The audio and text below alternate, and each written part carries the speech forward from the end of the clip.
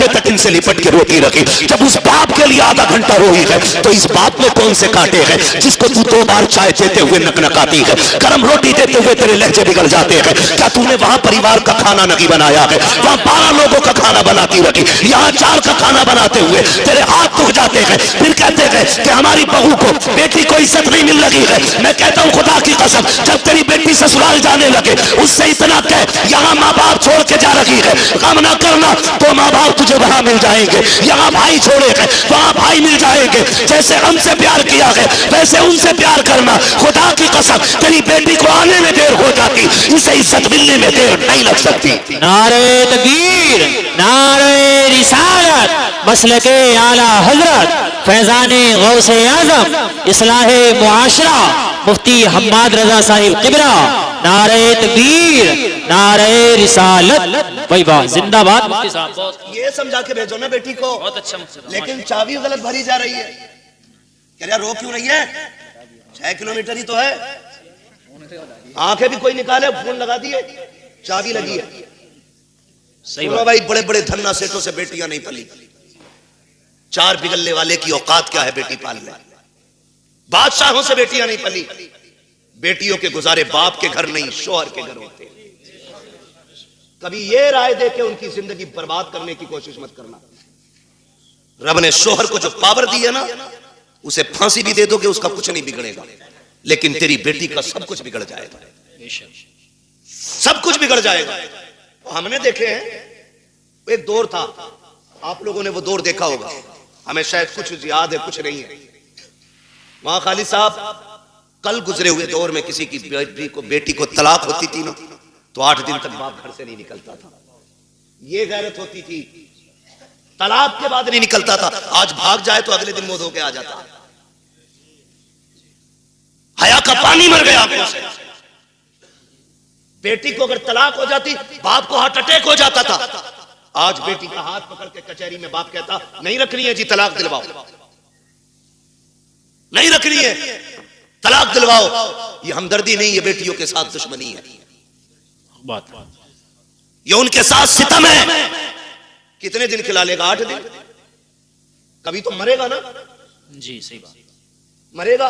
4 बेटे भी छोड़े ना तो भी 4 दिन खिला के कह देंगे कब तक तेरा बोझ उठाए, फिर किसके दरवाजे जाएगी? खुदारा मियां बीवी के झगड़े में आप टांग ना अड़े।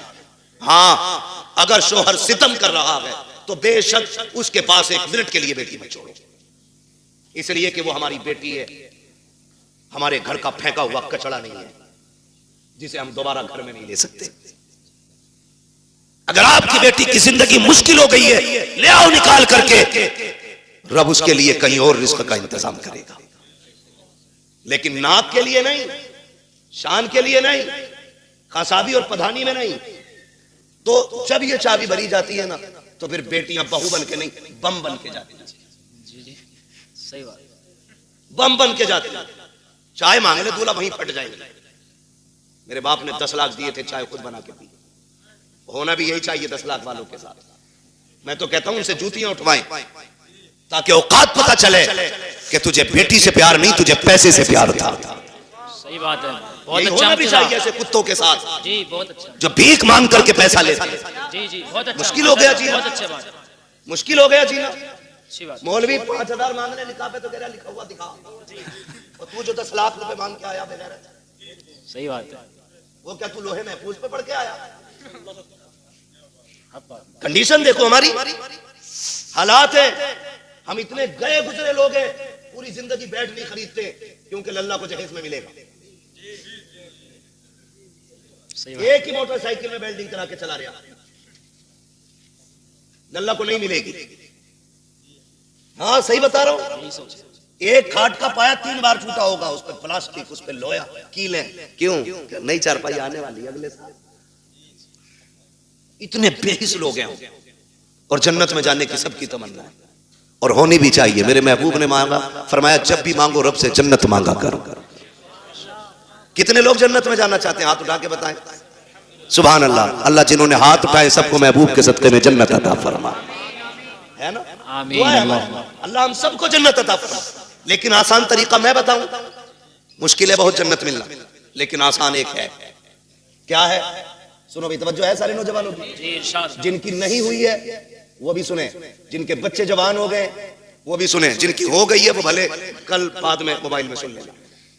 बहुत गौर से, अगर जन्नत जाना चाहते हो तो अल्लाह ने अगर तुम्हें थोड़ा बहुत दिया है, एक बेड अपने पास से खरीद लो। खरीद सकते हैं? इंशाअल्लाह खरीद सकते हैं? अगर नहीं खरीद सकता तो निकाह इजाजत भी नहीं होगी। निकाह नानो नफका जरूरी है। हाँ, कुदरत हो उस पे। भिखारियों जो 10-10 लाख मांगते हो, पूछ तो लो मौलवी से निकाह हुआ भी है कि नहीं। मैं तो रजिस्टर्ड भिखारी हूं। सही बात। छत दे, खाना दे, कपड़ा दे। होता क्या, तो खाली स्ट्रक्चर बना के ना मकान का तैयार, फर्नीचर भी लड़की वाले बनवाएंगे। वो पूछ रहे ना, बता दे भाई कितने भाई कितने की अलमारी, तो कह रहा उसे भेज दो मिस्त्री को, नाप लियागा और कोई बना देगा। तो लल्लाऊ पैदा करके मोहल्ले में दे देते किसी को कि पाल दियो। जितना हमारे बस का था हमने कर लिया, जितना तुम्हारे बस का तुम कर दो।